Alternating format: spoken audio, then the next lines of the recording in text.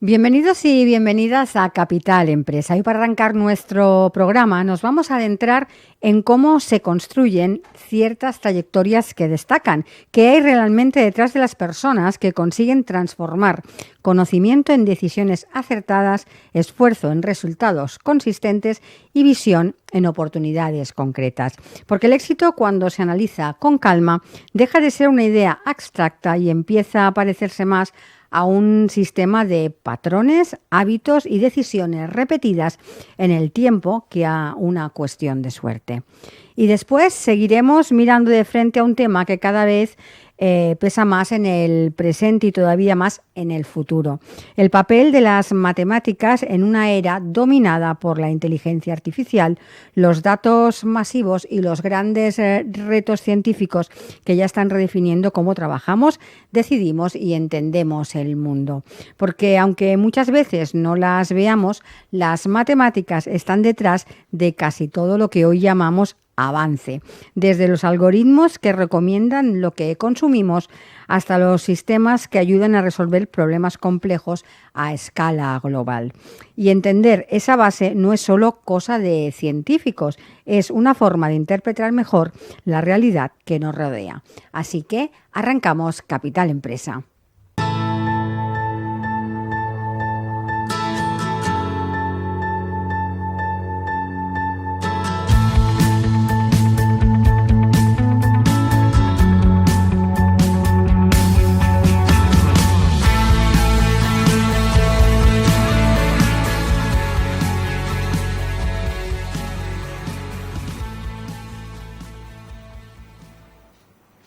Nuestro invitado de hoy es una de esas personas que han demostrado que el alto rendimiento no entiende de profesiones, sino de actitud. Durante 18 años compitió en la élite del baloncesto europeo defendiendo los colores de clubes históricos como el Fútbol Club Barcelona, el Joventut de Badalona o el Panathinaikos en Atenas. Fue internacional absoluto con la selección española en 156 ocasiones. Disputó Juegos Olímpicos, Mundiales, Eurobásquet y construyó un palmarés al alcance de muy pocos deportistas. Sin embargo, cuando llegó el momento de retirarse de las canchas, lejos de acomodarse en los éxitos del pasado, decidió empezar una nueva partida. Se formó en finanzas, programación y tecnología, desarrolló una sólida carrera en la banca privada y la gestión de grandes patrimonios y se adentró en el ecosistema emprendedor y de inversión, participando en proyectos vinculados a sectores tan innovadores como la inteligencia artificial, el blockchain o la computación cuántica. A lo largo de ese camino ha acumulado experiencias en mundos aparentemente distintos, pero unidos por elementos comunes: la disciplina, la toma de decisiones bajo presión, la gestión del riesgo, la capacidad de reinventarse y la búsqueda constante de la excelencia. Hoy tenemos la oportunidad de conocer más de cerca a la persona que hay detrás de esa trayectoria, descubrir qué aprendizajes han marcado su vida y entender cómo algunas de las lecciones del deporte de élite pueden ayudarnos también en la empresa, en las finanzas y en nuestro desarrollo profesional. Nos acompaña hoy Ferran Martínez. Ferran, bienvenido. Hola, ¿qué tal? ¿Cómo estamos? Ferran, el título del libro plantea una idea sugerente, que el éxito puede responder a un algoritmo. ¿Cuál dirías que es la fórmula que más se repite en las personas que consiguen resultados extraordinarios? Mira, primero, es verdad que el título parece indicar esto, ¿no? Yo creo que cualquier persona encuentre su propio algoritmo del éxito, pero bueno, yo creo que la fórmula que intento explicar aquí, sobre todo, siempre es intentar siempre tener tú el control de la situación, sea cual sea, ¿no?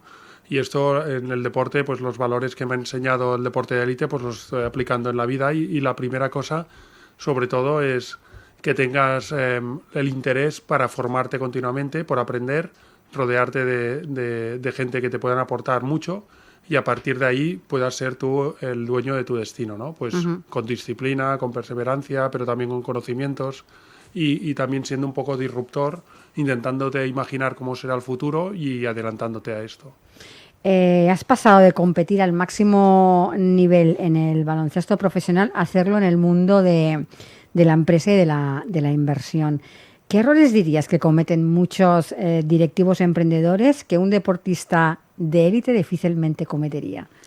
Bueno, más que no cometeríamos los deportistas de élite, yo diría que al final un emprendedor no deja de ser una persona, pues en sus inicios, como si fuera un deportista profesional, ¿no? En los inicios. Entonces, tienes que tener, sobre todo, un muy buen equipo a tu lado. Tienes también que ser muy consciente de tus debilidades y tus fortalezas para intentar maximizar las fortalezas y las debilidades, pues mejorarlas o quitarlas. Carácter muy optimista también, porque no conozco ningún deportista que haya estado muchos años en la máxima élite que no sea optimista, porque no sería capaz de superar lesiones, derrotas de partidos, todo esto. Luego, el compromiso también, no solo contigo mismo, sino también con tus compañeros, porque digamos que el deporte de equipo te ayuda mucho a esto. Es muy importante, ¿no? Luego, los hábitos diarios también, lo que yo llamo entrenamiento invisible, que son pequeñas cosas hechas de manera repetitiva cada día para mejorar. O sea, no conformarte con ir al trabajo o lo que sea y hacer lo que toca, sino intentar reformar continuamente e intentar mejorar en todo, ¿no? Y ya está. Pues con estos valores yo creo que cualquier emprendedor puede llegar a tener los mismos valores que un deportista de élite. En el libro nos hablas de libertad financiera. ¿Crees que existe mucha confusión entre ser rico y ser realmente libre financieramente? Claro, mucha, sí, porque primero el tema de ser rico no es muy relativo. Cualquier persona lo ve desde un punto de vista diferente. Para mí la libertad financiera es tener más conocimiento que en realidad quienes te están asesorando o gestionar tu patrimonio. Y que seas tú capaz también de poder tomar las decisiones que tú creas. En vez de ir al banco y decir, bueno, que tengo estos ahorros, ¿cómo los puedo invertir? ¿O qué me aconsejas? Es ir al banco y decir, mira, quiero que hagas esto. Y ahora, por otro lado, quiero invertir aquí. Y ver que hay la nueva economía, las economías descentralizadas, pues que, bueno, aquí la gente habla poco de esto, pero que es básico esto, porque es absolutamente el futuro, ¿no? Es utilizar la tecnología blockchain y el tema de los pagos peer-to-peer o cualquier tipo de tecnología emergente que hay, que ya empieces a aprovecharte de estas ventajas. Vivimos en una sociedad muy obsesionada por los resultados rápidos. ¿Cómo se construye una visión a largo plazo cuando todo nos empuja a buscar recompensa inmediata? Claro, pues esto es el gran problema, ¿no? De que sin planificación y una estrategia, los resultados a corto plazo pueden ser cuestión de la casualidad también, de poder acertar o tener un error. Entonces, lo que me enseñó también el básquet y el deporte, como siempre supe que a los 35 más o menos me iba a jubilar, porque es la edad que los deportistas acabamos, allí empezamos una vida nueva, una vida que es la vida real, ¿no? Entonces, todo lo que has hecho en tu vida anterior, de planificación y todo, lo podrás aplicar en tu vida próxima. Entonces, todo esto me enseñó a tener una visión siempre a largo plazo. ¿Y esto qué quiere decir? Pues tener muy claro dónde quiero ir y cómo voy a llegar a ese camino. Entonces, tener siempre un plan B y un plan C preparado por si falla la estrategia, que siempre va a fallar en un momento u otro. Tu retirada deportiva fue una reinvención un poco obligada, digámoslo así. Mirando atrás, ¿qué aprendiste de todo aquel proceso que puede servir a cualquier profesional que se enfrenta a un cambio radical en su carrera? Bueno, digamos que yo no estaba preparado para retirarme en ese momento porque tuve una lesión en la rodilla que me hizo retirar, ¿no? Justo jugando un partido con la selección catalana donde estaban los Gasol, que eran muy jóvenes, y Navarro. Yo era el capitán justamente y cuando noté el crack en la rodilla ya supe que se había acabado. Allí descubrí una cosa, que iba a tener algo que nunca en mi vida había tenido, que es tiempo. ¿Por qué? Porque siempre había hecho pues estar con mi club, empalmar con la selección española en verano, luego reincorporarme a la pretemporada, luego acabar otra vez la liga y otra vez con la selección y así año tras año sin nunca tener ni vacaciones ni nada, ¿no? Entonces, con ese tiempo lo iba a utilizar para formarme, estudiar y ver realmente qué quería hacer. Entonces, ¿fue forzada por una lesión? Sí. También había acabado de hacer 35 años, sabía que no me quedan tampoco muchos años de carrera, como mucho 3 años más, y de hecho lo teníamos planificado porque iba a jugar en Italia ese año, en el equipo campeón de liga italiana, que teníamos un acuerdo. Bueno, pues allí es mentalizarte rápidamente y tomártelo de manera positiva. Y decir, bueno, pues ahora se acaba esta etapa y va a empezar otra. Y tienes que tener una capacidad de adaptarte muy rápido. Yo ya venía preparado mentalmente porque durante toda mi carrera supe que tarde o temprano llegaría este momento. Ahora que me hablas de mentalidad, ¿qué relación hay entre la inteligencia financiera y la gestión emocional?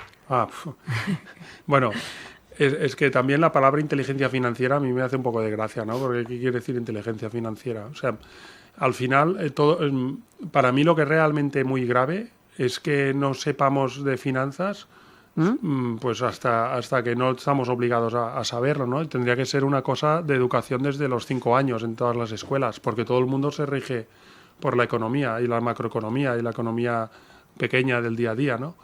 Entonces, bueno, inteligencia financiera, yo diría que lo importante es, a pesar de que tú puedas leer mucho o puedas escuchar a muchos asesores, es que tú seas capaz, teniendo una buena base de conocimiento, construirte tu propia estrategia, la tuya, la que sea, te vaya bien o mal, sea la tuya propia. Porque para que te ganen o te pierdan dinero otros, pues mejor hazlo tú mismo, ¿no? Entonces, es la manera también de poder aprender. Por eso decía que siempre he puesto, para mí la clave en cualquier inversión es la diversificación. Y antes pues podías diversificar en pocas cosas, renta fija, renta variable y inmuebles, ¿no? Ahora tienes mil cosas diferentes, lo que te decía de finanzas descentralizadas, tokenización de activos inmobiliarios como hacemos en Rental, por ejemplo, o otras compañías, pues que puedes utilizar la tecnología para ir a un nuevo mundo que se está abriendo y que ya se están tokenizando hasta fondos de BlackRock o ya se están empezando a aceptar también Bitcoin como reserva de valor, cuando ya sabes que se ha criminalizado mucho todo esto, ¿no? Por falta de conocimiento y por el miedo un poco a lo desconocido.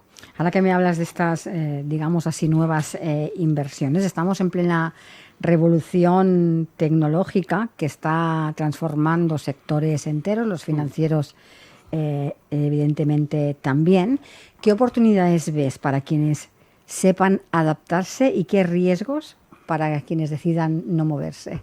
Bueno, fíjate, esto me recuerda mucho a la época de Internet, en los años a mediados de los 80, ¿vale? Cuando la gente decía, bueno, esto está muy bien para hacer consultas. Y tú cuando decías, bueno, sí, pero aquí se van a hacer compras, decían, no, nadie va a comprar algo que no ve ni pueda tocar, ¿vale? Y nadie va a poner sus datos económicos de una tarjeta de crédito a saber quién va a acceder a esa información. Fíjate ahora lo que es el comercio electrónico, ¿no? Pues bueno, lo mismo está pasando con esto. Quien quiere fuera de esto, pues quedará fuera de juego. Es más, ahora todo va mucho más rápido que en los años 80 o 90.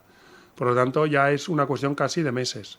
Tú te quedas atrás en algunas aplicaciones de inteligencia artificial y ya cuando te das cuenta ya es obsoleto lo que estás utilizando, ¿no?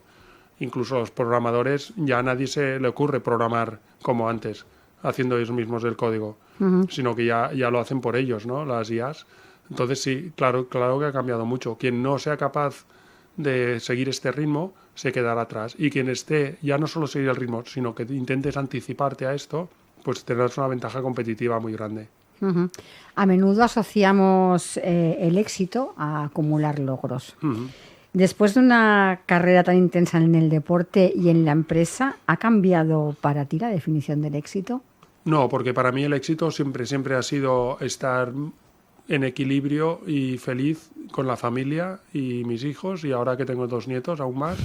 O sea que la felicidad para mí es eso, ¿no? Y entonces cultivarla día a día también. Y siempre buscarte nuevos estímulos, nuevos proyectos. Y todo, como son diferentes etapas, pues ahora toca esta etapa y dentro de poco pues tocará otra etapa. Y siempre intentar disfrutar al máximo de esto. Pero al final, todo lo que puedas hacer en el sector empresarial o laboral, pues va condicionado solo a un objetivo, que es intentar estar feliz contigo mismo y con tu familia y con tus amigos. Una de las ideas centrales del libro es que disciplina, resiliencia y control emocional son competencias universales. ¿Cuáles de ellas es la que más escasea actualmente entre los líderes empresariales? A ver, ¿cuáles me has dicho? Disciplina, Sí, resiliencia y control emocional. Bueno, es que van muy ligadas, ¿no? Yo creo que, digamos que el control emocional es una cosa que tienes que aprenderla también. O sea, tienes que trabajar cada día, ¿no? La resiliencia, por ejemplo, en el deporte es importantísimo porque es lo que vivimos nosotros cada día, cada día, cada día. O sea, esta capacidad para sacar cosas positivas de lo que puede parecer negativo o superar cualquier adversidad es también intentar enfocarte la vida de manera optimista. Y la disciplina también, o los hábitos, es clave también, porque es una especie de preparación. O sea, tú no puedes pretender hacer algo de golpe si no lo has trabajado previamente. Y esto, la parte emocional, es clave, es muy importante. O sea, todo lo que puedas trabajar a nivel emocional personal te ayudará para afrontar cualquier situación, porque todo tiene solución en la vida, menos las enfermedades graves y la muerte. Todo lo demás, si tú te paras a pensar, nos preocupamos por cosas que cuando te pasa algo así, cambias automáticamente el chip. Pues no hace falta que te pase algo como para cambiar el chip. Ujú. Ahora que me hablas también de hábitos, ¿qué hábitos diarios tienen más impacto en el rendimiento a largo plazo y que, sin embargo, son los más infravalorados? Por ejemplo, lo que yo llamo entrenamiento invisible, que es hacer pequeñas cosas que pueden producir grandes cambios. Yo cuando jugaba, cada día hacía ejercicios de fortalecimiento de los dedos, haciendo flexiones con los dedos, solo cogiendo fuerte el balón, cosas así que hacía incluso 1 hora antes de cada entreno y que la gente ni lo sabía ni por qué lo hacía ni nada, ¿no? Pero lo hacía para ganar mucho más tacto en las manos y tener más precisión en el tiro, ¿no? Y me fue muy bien. Hay mucha gente que, por ejemplo, dice, yo me pongo como objetivo aprender inglés, ¿no? Muy bien. Pero, y vas a clases, cada día vas a clases, todo muy bien. Pero cuando estás en casa te pones una película en tu idioma, ¿no? En español o en catalán. Entonces, pequeñas cosas hechas de manera repetida, pues te la pones en inglés, no sé qué. O sea, cosas diariamente hechas que sin darte cuenta van a producir grandes cambios. Pues esto es lo que, cuando hablo de hábitos, me refiero a estas cosas, ¿no? Cosas que los japoneses le llaman kaizen también, que son maneras, digamos, de enfocar también la vida del día a día para que sin darte cuenta te supongan gran esfuerzo. Ujú. Ahora que me hablas de la vida del día a día, en la que vivimos Muy rápido. corriendo y muy rápido y nunca nos paramos Sí. a pensar demasiado, y muchos profesionales tienen aquella sensación de que trabajan mucho pero avanzan poco, precisamente por eso, porque su día a día es un no parar. ¿Cuál es la diferencia entre estar ocupado y estar construyendo valor real? Claro, quien pueda estar construyendo valor real es muy, muy, muy afortunado, porque tristemente no todo el mundo puede hacer eso, la mayoría no puede. Entonces, la gente pues tiene que trabaja en sitios que a veces no les gusta lo suficiente o no, o para las potenciales que tiene, la potencialidad que tiene no es su sitio adecuado, pero es lo que hay, no puedes hacer nada, ¿no? Entonces, para mí, tienes que intentarte buscar cada día un pequeño objetivo, un estímulo que te haga intentar ir feliz, por ejemplo, al trabajo, ¿no? Y también no dejar nunca de pensar mucho más allá, más a lo grande, para ver si en algún momento puedes hacer este cambio, cosa que ya sé que es fácil decirlo y es muy difícil poderlo llevar a cabo. Uh-huh. En tu experiencia, ¿qué pesa más a la hora de alcanzar grandes objetivos? ¿El talento o la constancia? Vale, primero, o sea, para tener grandes objetivos necesitas el talento, porque sin talento no puedes llegar, pero la clave no es el talento en sí, es la constancia y es el trabajo diario. Esto es lo que marca la diferencia. Entonces yo siempre digo que incluso en deportistas de élite, de deportes de equipo, va más allá. No solo ya es el talento o la disciplina de trabajar más que los demás, sino la fortaleza mental. Uh-huh. Que al final la autoconfianza es lo que te va a permitir marcar un poco también la diferencia respecto a los otros. Entonces siempre tienes que intentar buscar la manera de cada entrenamiento mejorar alguna cosa, la que sea. Pues por ejemplo preguntándote el porqué de las cosas. La gente no se lo pregunta, yo me lo pregunto continuamente, porque yo cuando fallaba un tiro decía, bueno, este tiro lo he fallado, pero ¿por qué lo he fallado? Si el balón es siempre igual y pesa lo mismo, mis manos son iguales siempre, aunque tenga un defensor delante es igual, porque puedo generarme una ventaja para poder lanzar. Algo he hecho mal. Pues si te preguntas siempre esto cada día, pues serás capaz de poder autorregularte y cambiar las cosas, ¿no? Y en la vida personal, en la empresa, exactamente lo mismo. ¿Qué puedes hacer cada día para ser un poquito mejor? Uh-huh. Si hoy tuvieras que dar 3 consejos a un joven profesional para construir una carrera sólida durante próximas décadas, ¿cuáles serían? Bueno, primero que no tenga miedo. O sea, que ya sé que lo desconocido a veces es, pues bueno, hace mucho respeto porque a veces no tienes la suficiente confianza como para pensar que tú también puedes llegar a eso, ¿no? Márcate objetivos a largo plazo y porque el límite te lo vas a poner tú mismo, pero sobre todo, formación. Porque para mí es inverosímil. Si hablamos de deporte, que un deportista que gana mucho dinero no tenga ni idea de finanzas, esto para mí es inconcebible, ¿no? Otra cosa es que cuando uno quiere ser emprendedor es como un deportista de élite, porque continuamente va a tener decepciones, se va a caer, le va a ir muy mal, tiene que levantarse, tiene un proyecto que parece muy bueno, se le va a torcer, tiene que reinventarse otra vez, tiene que pivotar continuamente, bueno, igual que un deportista de élite al final, que vas a tener 1000 cosas imprevistas que van a ir surgiendo, pero para estar muchos años en la élite, para estar allí. Y luego, aparte de la constancia y la moral que tienen que tener y la formación que tienen que tener, es que tengan la capacidad también de rodearse de los mejores posibles. Y cuando hablo de los mejores, no quiero decir a nivel profesional, sino de las personas. Porque cuando montas una empresa o tienes socios, eso es como una familia. Y al final tienes que tener plena confianza en que todos estéis alineados en un objetivo común, que al final es lo que hacen los equipos deportivos también. O sea que hay muchas similitudes. Ya para ir terminando, si un oyente termina de escuchar esta entrevista y decide aplicar mañana mismo una sola idea que es del algoritmo del éxito, ¿cuál te gustaría que fuese? La idea. Bueno, yo me gustaría que leyendo el libro no lo viera como vamos a ver qué consejos me da, sino cuál es mi propio algoritmo, cómo puedo sacar algo de todo esto basado en las experiencias de una persona que no cuenta teorías, sino que cuenta lo que ha vivido realmente, ¿no? Entonces, que cada persona es capaz de hacer cosas inimaginables si se lo propone y que nunca vea, por ejemplo, una decepción o un fracaso como algo muy negativo, sino como una oportunidad. Y esto que es complicado, ¿no? Porque la gente dice, sí, claro, esto queda muy bien en los libros y tal, pero es que realmente es así. Incluso cuando tienes un golpe muy fuerte. Yo tuve una lesión muy grave que me dijeron que no jugaría más y estuve jugando 11 años como profesional, por ejemplo, ¿no? Y luego puedes ganar o perder y tal, pero te tienes que reinventar continuamente. Por ejemplo, esto es lo que en el libro yo lo que quiero es que sea como una inspiración para los que lo puedan leer. Pues Ferran, muchísimas gracias por haber pasado en nuestro programa. Muchos éxitos con tu libro El algoritmo del éxito y mucha suerte. Muchas gracias. Vale, pues muchas gracias a vosotros.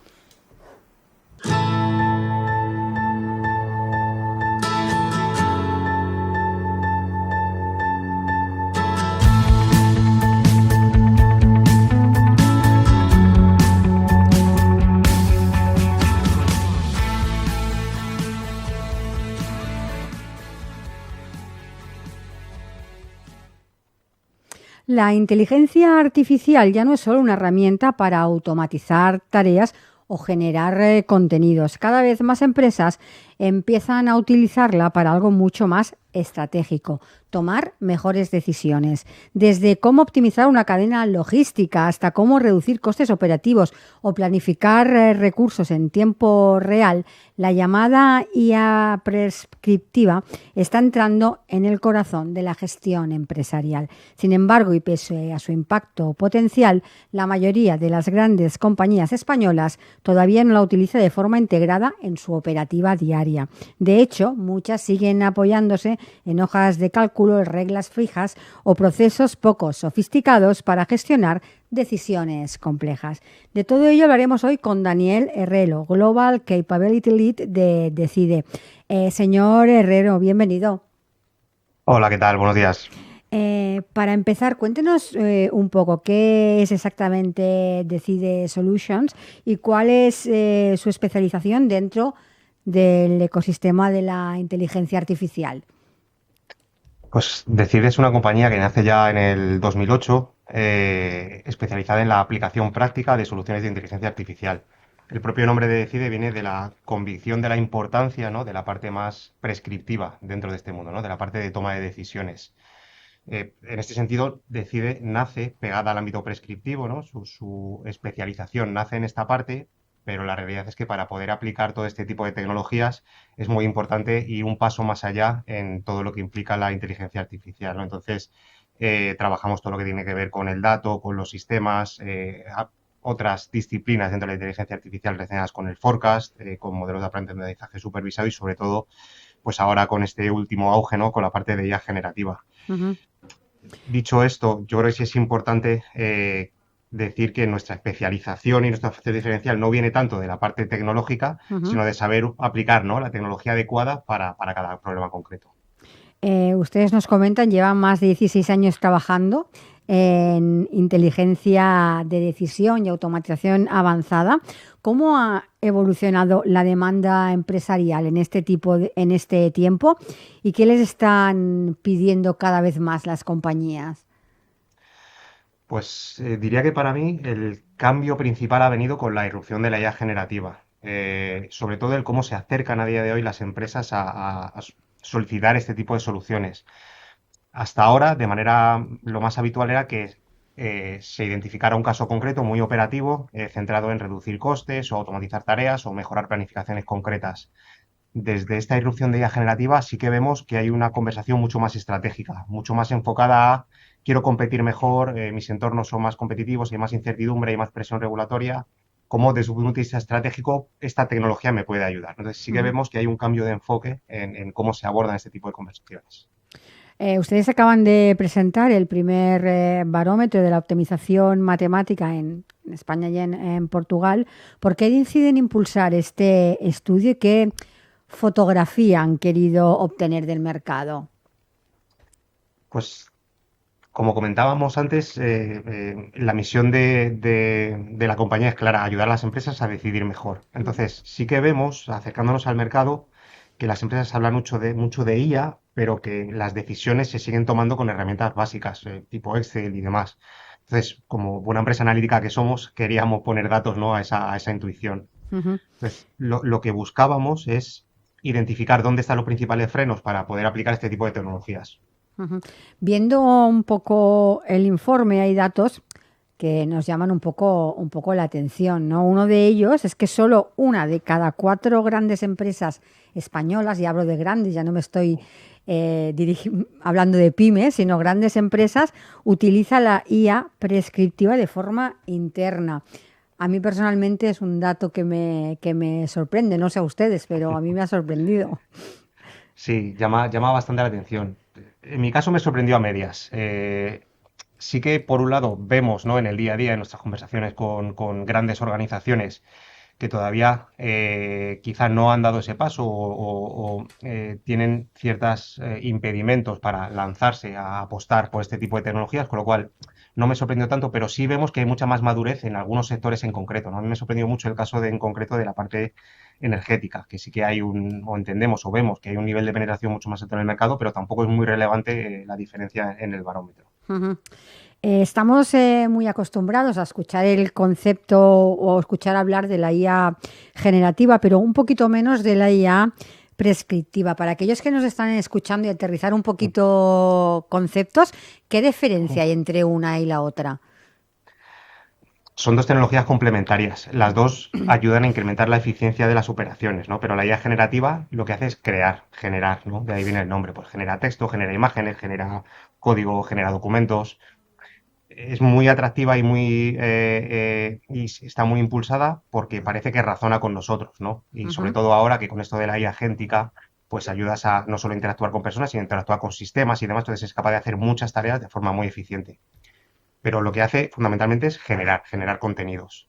La IA prescriptiva, el objetivo de este tipo de IA es ayudar a decidir. No genera contenido ni interactúa directamente con otros sistemas, sino que es capaz de evaluar decenas de millones de posibilidades en un entorno muy complejo y decirte qué es lo mejor que puedes hacer para conseguir un objetivo concreto. Ujú. Ustedes hablan de optimización matemática. ¿Cómo explicaría usted este concepto a un directivo que todavía todo esto lo percibe como algo demasiado técnico y lejano? La optimización matemática es una tecnología que ayuda a encontrar la mejor decisión posible cuando la complejidad es muy alta. cuando hay muchas opciones, cuando hay distintos intereses que todos tienen que ponerse en valor y cuando hay muchas restricciones que se deben tener en cuenta a la vez. Es decir, cuando el entorno es extremadamente complejo y tenemos que tomar decisiones y que es imposible evaluar todas las posibilidades, ahí es donde la optimización matemática brilla. Entonces, un poco ¿cómo suelo explicar yo la optimización matemática? Pues en general todas las organizaciones necesitan tomar decisiones importantes, muchas veces con poco tiempo y Ujú, tener una visión completa de su impacto, ¿no? Pues ahí es donde nosotros posicionamos la optimización matemática para resolver este tipo de problemas. ujú. Lo he comentado yo al inicio y usted nos lo ha reafirmado un poco que, y también lo remarca en el estudio, que muchas empresas siguen tomando sus decisiones en una hoja, en el famoso Excel, en reglas fijas o lo que es más peligroso, muchas veces por intuición. ¿Por qué cuesta tanto dar el salto hacia modelos avanzados? Yo creo que es un tema más bien cultural, ¿no? Y muy humano.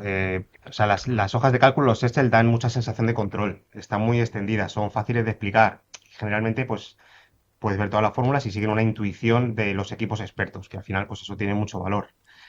Cuando hablamos de este tipo de soluciones, hay que dar un salto, porque el rol del decisor, del que utiliza o ha programado esas Excel, cambia. Entonces, pasa a ser una persona que puede evaluar un espectro mucho más amplio, que tiene herramientas que le da esa visión, pero tiene que confiar de alguna manera en lo que les está proponiendo. Entonces, dar ese salto, ¿no? Hacer ese cambio de paradigma, yo creo que les saca mucho de su zona de confort y por eso todavía no están tan implantadas.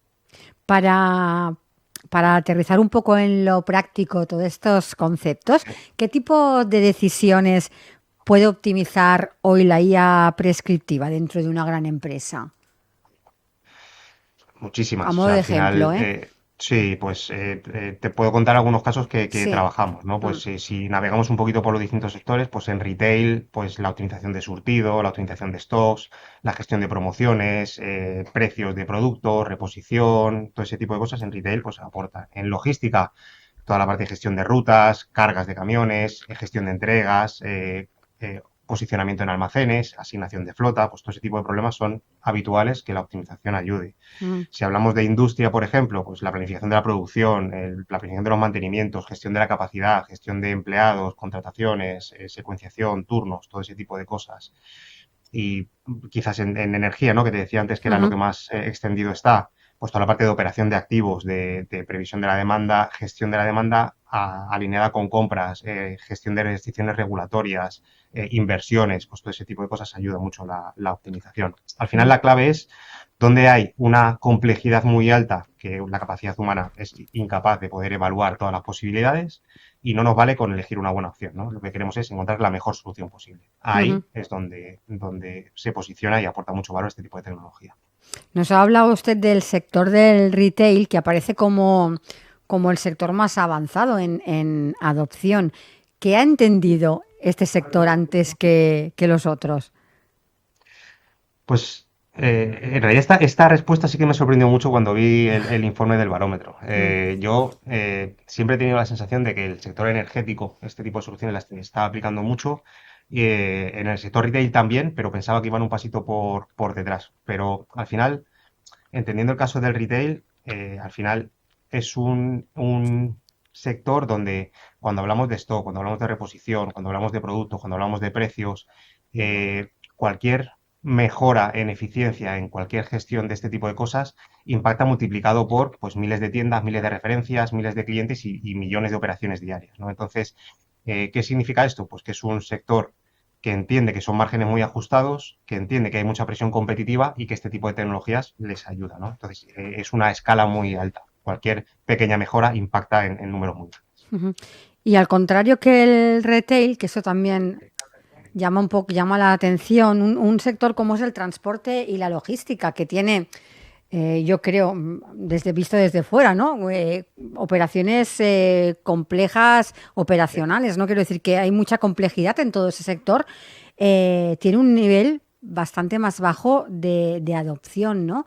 ¿Dónde está el freno en este sector, que quizás sería uno de los que más podría aprovechar este tipo de tecnología? Pues yo diría que en este sector lo que nos encontramos habitualmente es que son empresas muy, muy tradicionales, ¿no? Y Ujú, eso provoca que haya algunas barreras que hay que solventar para poder aplicar este tipo de tecnologías, ¿no? En primer lugar, nos encontramos mucho que tienen, pues a lo mejor sistemas desarrollados en la casa con ciertas limitaciones o bien alguna herramienta de mercado de la que es difícil extraer información para poder aplicar este tipo de tecnología, ¿no? Entonces eso hace que la disponibilidad y la calidad de datos sea un reto inicial importante para poder aplicar este tipo de soluciones. Ujú.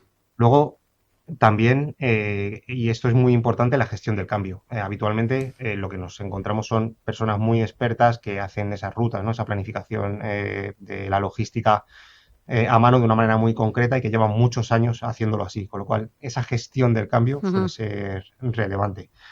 Y luego, y esto pasa en muchos sectores, pero en este diría que especialmente la percepción de especial complejidad de su operativa, ¿no? Yo creo que hay una falta de confianza de que estas herramientas son capaces de integrar el 100% de su problemática y poder resolver su problema, ¿no? Y muchas veces piensan que su complejidad operativa es tan alta que no van a ser capaces de entenderla desde un punto de vista matemático o algoritmo para poder aplicar este tipo de soluciones. Ujú. Cuando precisamente por ser sectores tan complejos es donde este valor de la optimización matemática impacta más, ¿no? Reducir kilómetros, reducir tiempos muertos, mejorar el servicio, mejorar el uso de activos. Al final, cuando realmente hemos conseguido implantar este tipo de soluciones en este sector, aporta muchísimo valor. También hay un punto importante del que hablan ustedes en el informe, que es es la rentabilidad, ¿no? Que la sitúan ustedes en rentabilidades potenciales de hasta el 20%. ¿Dónde se generan realmente estos retornos? ¿En el ahorro de costes, en en la eficiencia, en la velocidad de decisión? ¿O es una mezcla un poco de todo? Es un poco una mezcla de todo. Al final, por supuesto, hay ahorro de costes, pero no solo es ahorro. Me cuesta menos ejecutar, pero también aumento ingresos, porque puedo responder mejor a la demanda, puedo ajustar más los precios, puedo priorizar pedidos más rentables, puedo aumentar mi disponibilidad, tengo más capacidad para poder ejecutar, con lo cual no solo ahorro costes, sino que también aumento ingresos. Ujú. Y hablamos de este 20%, pero aparte de eso, no todo es económico, ¿no? También hay un impacto intangible muy importante que vemos en las empresas y que pone mucho valor en ello. Y es que cuando eres capaz de responder de una forma muy rápida al mercado y con mucha calidad, pues tu imagen de cara al cliente y al mercado es muy positiva. Con lo cual, siendo capaz de decidir antes, decidir mejor en entornos tan dinámicos y que pueden suceder tantas cosas, al final te posiciona y tu imagen de marca, ¿no? Que digamos que es un intangible, pues coge mucho valor también con este tipo de soluciones. Ujú. Muchas compañías están en la situación de que poseen muchos datos, pero no siempre o no necesariamente tener muchos datos es sinónimo de tener capacidad de convertirlo en decisiones útiles. ¿Cree que está ahí el verdadero reto, ya no tanto en la tecnología, sino en la parte cultural de realizar ese cambio? Yo creo que sí. La tecnología existe desde hace años, los algoritmos existen, la capacidad de cómputo actual es más que suficiente para poder cubrir todas estas necesidades. Pero el principal reto yo creo que es la convicción interna de querer afrontar ese cambio cultural y operativo necesario para adoptar este tipo de soluciones. Ujú. Al final, esto lo hemos visto en muchas ocasiones.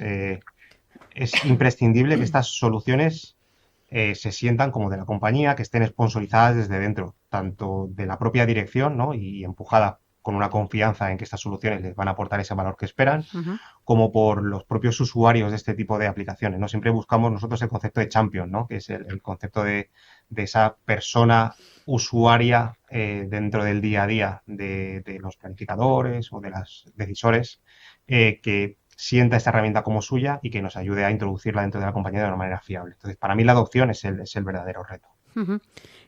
Hablando muy en general, ¿qué errores suelen cometer las empresas cuando intentan implantar soluciones de inteligencia artificial en operaciones o en planificación? Uy, pues aquí nos hemos encontrado muchas. Por así, a bote pronto, hay tres que son, yo creo que muy recurrentes. El primero es pensar en la tecnología y no en el problema. Nos hemos encontrado muchas veces la pregunta de quiero metería, ¿no? Sobre todo desde que llega la IA generativa, quiero Ujú. metería, ¿dónde lo meto, ¿no? Cuando realmente la pregunta es al revés, es dónde tengo problemas, qué quiero mejorar y a partir de ahí cuál es la tecnología adecuada para poder ayudarme a resolver este problema, ¿no? Entonces, te diría que el primer punto para mí es pensar en la tecnología y no en el problema real que queremos resolver. Luego nos encontramos también muchas veces que queremos hacer el modelo perfecto antes de empezar a generar valor, ¿no? Siempre vamos un poco con ese mensaje de, oye, piensa grande, ¿no? Pero empieza pequeño, empieza a construir cosas que te aporten valor desde el principio y luego ya lo vas haciendo crecer. No quieras Ujú, hacer el arco de iglesia desde el principio. Y el tercer punto, yo creo que es justo lo que te comentaba antes, la involucración y la adopción de los usuarios finales desde el principio. Al final, la persona que va a estar en el día a día es la que tiene que entender lo que esto le aporta, saber utilizarlo de forma correcta y confiar en ello, ¿no? Si no, pues esto acaba en un cajón sin ser realmente aplicado. ujú. Hay quien teme que la IA sustituya la capacidad de decisión Ujú. humana. En su caso, yo entiendo que no, ¿no? Pero la tecnología reemplaza al directivo o le permite decidir mejor. Hombre, aquí para mí la respuesta es clarísima, ¿no? Pues claramente le permite decidir mejor. La IA nos aporta pues velocidad, capacidad de cálculo, objetividad, pero las personas aportamos ese contexto, esa visión estratégica, ese criterio, esa explicabilidad, esa responsabilidad de tomar la decisión, ¿no? Al final es una herramienta más que nos proporciona una serie de capacidades, pero la responsabilidad final, la visión estratégica, el criterio, va de la mano de las personas. En el informe también aparece otro concepto interesante, que es el de decisión inteligente. Estamos entrando en una nueva etapa de la IA empresarial. O sea, el concepto de decision intelligence puede parecer un Mm, concepto nuevo, pero en realidad ha estado ahí desde hace muchos años. Decision intelligence no es más que la evolución natural de los procesos de digitalización, de almacenamiento de datos, de analítica, de automatización, que ya están en boca de todos desde hace muchos años. El decision intelligence precisamente lo que consiste es en apoyarse en todo eso para poder tomar mejores decisiones. ujú. Si podemos hablar de una nueva etapa, yo creo que sí. Creo que realmente estamos entrando en una nueva etapa, pero no por el concepto propio de Decision Intelligence, ¿no? Sino porque realmente las capacidades que nos trae la IA generativa y integradas con todo el resto de capacidades que ya nos proporciona la inteligencia artificial, creo que va a cambiar la manera en la que se trabaja. Al Ujú, final, Decision Intelligence forma parte de esta revolución, ¿no? De cómo trabajamos, pero es una pieza más dentro de todo esto. ujú. Desde su experiencia, ¿qué perfil de empresa está mejor preparado hoy para incorporar la IA prescriptiva? ¿La más tecnológica o la que tiene más claro su problema operativo? Pues yo creo que la que tiene más claro su problema operativo. O sea, la tecnología, al final, para mí es una herramienta que ayuda a resolver el problema de negocio, pero lo que necesitamos es entender dónde está el problema, ¿no? Evidentemente, la madurez tecnológica ayuda, ¿no? Si tenemos los datos disponibles, los sistemas bien integrados, los equipos preparados, pero cada vez más empieza a ser un problema solucionable en mayor o menor medida, ¿no? Precisamente esto también nos proporciona esas capacidades técnicas para poder acelerar este proceso de forma muy rápida. Lo que es clave es tener bien identificados desde el punto de vista de compañía cómo son mis procesos, dónde están los problemas y qué es lo que quiero resolver, ¿no? Ahí es el factor diferencial para estar preparado para poder abordar todo esto. Si miramos hacia los próximos 5 años, ya sé que es difícil porque todo avanza muy, muy rápido, ¿cree que la optimización, este concepto de optimización matemática acabará siendo una ventaja competitiva o directamente una necesidad para sobrevivir en determinados sectores? Pues dependiendo del sector, yo creo que puede ser alguna de esas dos cosas. Quiero decir, en ciertos sectores, yo creo que todavía en 5 años será una ventaja competitiva. Es decir, Ujú, todavía no hay una velocidad de adopción de este tipo de soluciones como para que esté comoditizada. Creo que seguirá marcando la diferencia para ser más eficiente y responder mejor al mercado, ¿no? Y ser más competitivo. En ujú. otros no, en otros va a ser completamente necesario. Y a día de hoy ya lo estamos viendo, que muchos lo están implantando ya y que igual que nadie se gestiona, nadie pone en duda que necesita tener sistemas de gestión, sistemas buenos de datos, sistemas de analítica o un sistema de ciberseguridad, ya estamos viendo que la parte de optimización empieza a ser un elemento más clave dentro de que la compañía necesita para poder operar de la mejor manera posible. Durante la entrevista hemos hablado mucho de gran empresa, que son las que teóricamente empiezan siempre a tirar del carro de los cambios tecnológicos, pero si hablamos de las pymes, es más fácil la adopción de esta tecnología porque es como más rápido el cambio que en una gran empresa. Las pymes tienen la particularidad de que son habitualmente mucho más flexibles. Es Ajá. decir, al final, mover un volumen de una gran empresa Ah, implica mucho más burocracia ah, que en una pyme. La ventaja de la pyme, para mí fundamental, es que son capaces de evaluar el impacto de estas soluciones y medir su potencial de una forma mucho más ágil y mucho más flexible. ujú, Habitualmente, evidentemente, la capacidad económica que tiene una gran empresa para poder invertir en este tipo de soluciones es mucho más alta, pero la burocracia también. La pyme tiene esa ventaja y es que de manera fácil, rápida, ágil y sin grandes inversiones es capaz de manera coherente, evaluar bien todo lo que le puede ayudar a unas soluciones relacionadas con la analítica prescriptiva o en general la inteligencia artificial. ujú. Señor Herrero, ya para ir finalizando, si hoy un CEO está escuchando esta conversación y piensa, quizá estamos tomando decisiones demasiado básicas para la complejidad actual, ¿cuál debería ser el primer paso a realizar? Pues vuelvo un poco al hilo de esta conversación, ¿no? El primer paso para mí es tener claro cómo está funcionando la empresa, cuál es la realidad, cómo son los procesos, dónde hay margen de mejora e identificar los puntos clave donde queremos mejorar la eficiencia, ¿no? No es empezar con quiero aplicar IA, sino decir dónde tengo más problemas, qué decisión me cuesta más dinero, qué me limita el servicio, qué me consume mucho tiempo, qué depende de personas muy concretas. Es identificar dónde tengo mayor margen de mejora, ver mis procesos, entender cómo estamos funcionando. Y a partir de ahí, medir, ver dónde puedo aplicar y medir, oye, qué impacto tiene, quién participa, cómo se decide a día de hoy, y empezar pequeño, lo que hablábamos, un caso de uso acotado con un impacto medible y a partir de ahí ir escalando, generando esa confianza y escalando. Pues, señor Herrero, muchísimas gracias por haber pasado por nuestro programa para hablarnos de cómo la inteligencia artificial y la optimización matemática están transformando la forma o la toma de decisiones de nuestras empresas. Muchas gracias. Muchísimas gracias, es un placer. Un saludo, adiós. Un saludo, buen día. Y nosotros volvemos mañana. Les espero, como siempre, en Capital Empresa. Así que hasta mañana y feliz día.